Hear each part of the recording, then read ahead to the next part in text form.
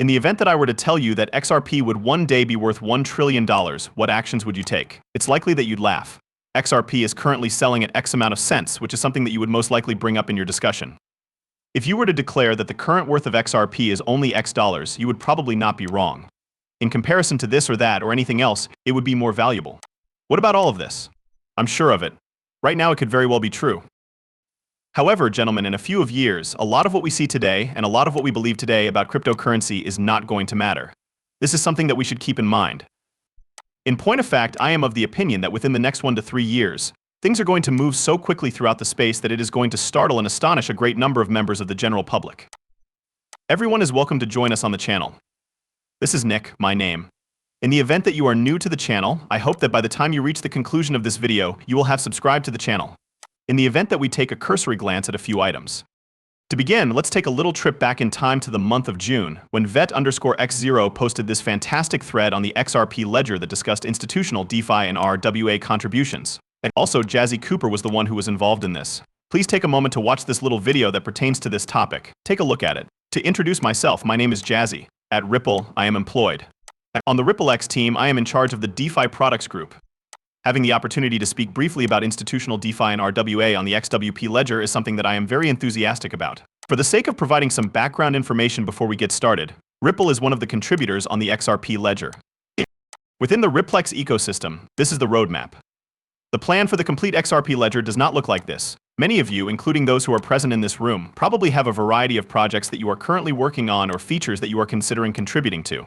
With that in mind, we are looking forward to other Marriott roadmaps in addition to this one. On the other hand, I would like to spend some time today discussing how we think about the XRP ledger and the functionalities that are included on the ledger. Our goal is to make a contribution to its development. Why are all of us gathered here? All things considered, our ultimate goal is to develop a more efficient financial system that caters to real people, real businesses, and real assets.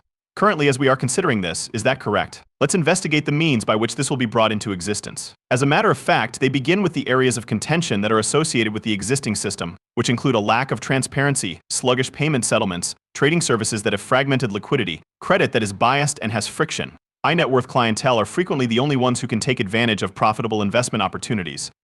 In this region, each and every neobank continues to make use of an underlying traditional bank which is dependent on payment rails that are somewhat outdated. And we could even see that here, where you can see the app that is front the user, the middleware, and even the bank that is below it.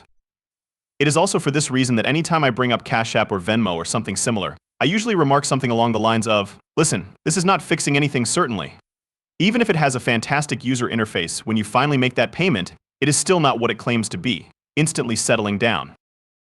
It continues to be a pretty expensive method of making payments, as you possibly are aware. Whenever I talk about cryptocurrency and how it's, simplifying payments or accelerating payments across borders, there is always that one person who asks, oh, but what about Cash App? Using my phone, I am able to transfer and receive money at this very moment. I'm like, okay, go ahead and do it. It's really cool. But if we are talking about sending millions of dollars or getting millions of dollars, you are going to see the major issues that are associated with some of these user-facing programs such as Cash App and Venmo, or whatever the case may be. It does not solve any of the problems. Blockchain technology, in general, has the potential to provide improved characteristics for financial services, including an accessible technology stack, the absence of a middleman, speed, efficiency, and cheap cost. Every single participant plays a role in enforcing the regulations. Here is how we perceive the benefits that blockchain technology has to offer. Additionally, there is the blockchain side of things, which includes the tech stack, intermediaries, speed, efficiency, and access, and even the risk holders. Traditional finance is one side of things, and blockchain is another. There is a wonderful equilibrium between the features and the performance that the XRP ledger provides. This is where you will find the XRP ledger in its entirety. Not only that, but you also have Ethereum and even Bitcoin. At a glance, these are the distribution networks. In this particular slide, which is my favorite, the XRP ledger is organized according to the concept of the periodic table. Through the provision of essential primitives, everything is constructed using the elements that are listed on the periodic table. There are a lot of features that can be built on the XRP ledger. You now have a comprehensive perspective on the situation. We also have North Stars for cohesive developer experience, core financial primitives, real sustainable utility, compliance on chain, and institutional decentralized finance down here. Within the realm of institutional-grade DeFi, these are the most important characteristics. There are several noteworthy additions to the institutional decentralization roadmap. Permission domains, if you read my post, you may have noticed that I've always been curious on how those elements particularly did fit together. This information is completely unknown to the DEX. To give you an example, because to KYC, you are not able to complete out orders that you want.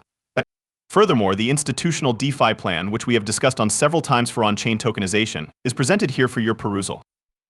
There are three types of tokens that you need: fungible tokens, non-fungible tokens, and semi-fungible tokens, also known as MPDs. The order book for the SuperDEX, AM, and more.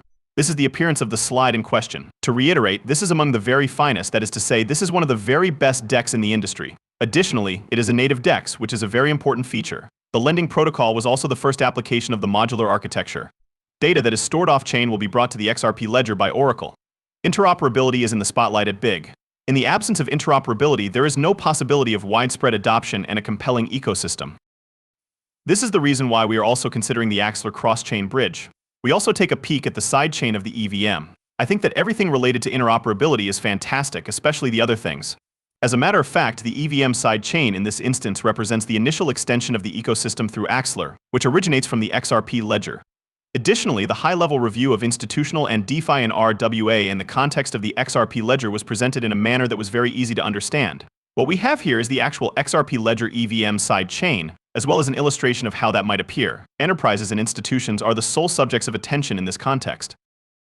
This is the point at which all of those use cases that involve significant amounts of money become a reality.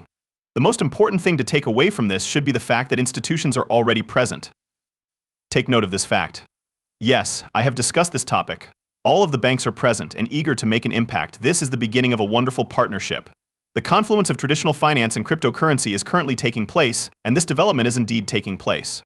Be sure to pay close attention to the presentation that Coinbase is giving at the institutional level. There is evidence that institutions are interacting with us, and significant volume swings on the blockchain indicate that they are the ones driving the action, that they are present, and that they are trading actively. Institutions are present. That is correct.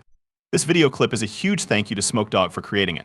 Take a look at this. What the volume split generally between institutional and retail clients is, while I presume not specific percentages expected here, but maybe presenting also in relation to the United States a view on that could be useful.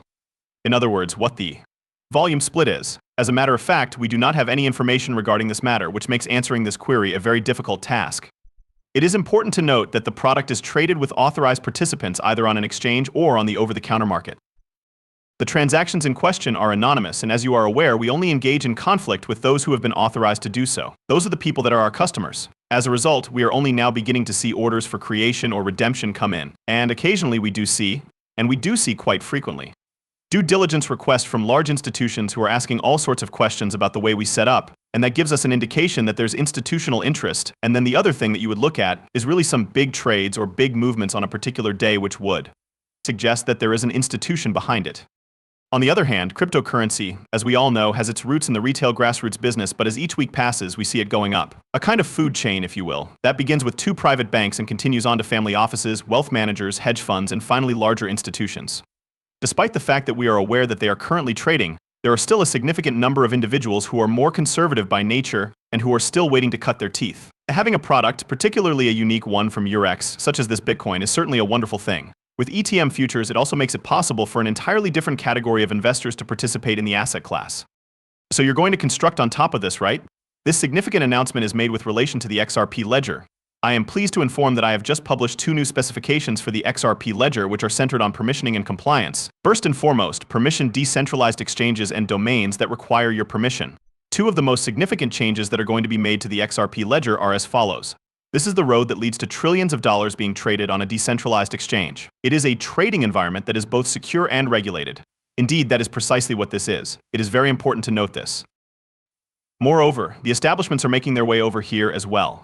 Opinions that are subjective. Here we have it: regulated financial institutions will be able to participate in the XRP ledger's DEX as a result of the proposal's implementation of a permission DEX system for the XRP ledger.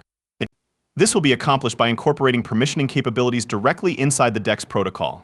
This strategy avoids the limitations of segregated permission tokens or private blockchains, hence maintaining a robust and liquid marketplace that offers smooth arbitrage opportunities.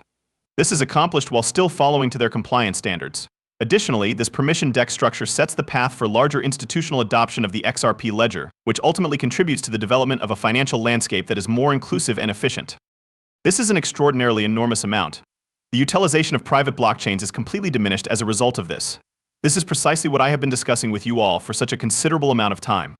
As soon as we hear these claims that, the public XRP ledger is not going to be utilized at all for this or that, whatever it may be, we are immediately skeptical. Please